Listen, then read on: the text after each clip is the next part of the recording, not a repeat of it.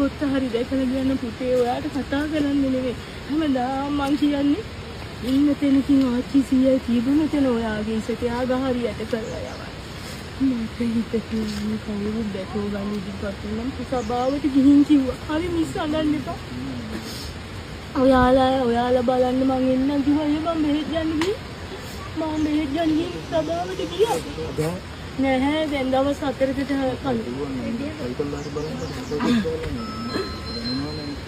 අර එයාලා සෙට් කරේ අර පොල් ගහෙන් පල්ලේ ඔන්න ওই ටික තමයි එච්චර දුරම අය දිවට දුවන්නේ ඉන්නේ මේ ඉලෙක්ට්‍රික් කොනේ අර පොඩි අයියා එච්චර මහත ශරීරයක් නෙවෙයි නේද ඔයා දන්නවනේ ගිය තැනවත් ඉන්න බෑ අපි අයියා හිත හදාගෙන ඔයා දන්නවනේ මගේ දෝනි මාත් එක්ක හිටියේ කොටම වුණා එක්කෝ මේ චූටි වැල්ලට උනත් එයා හැංගෙන්න බැටි. එක්කෝ මේ පොල් ගහට යන්න ඇති ආයි ගියාන මේ හෙන්දුවනවා. මම ගියේ මෙතන පුතේ මාව අරන් තියෙන යාන්වර පුවක් ගහේ අග තියෙන්නේ එතන.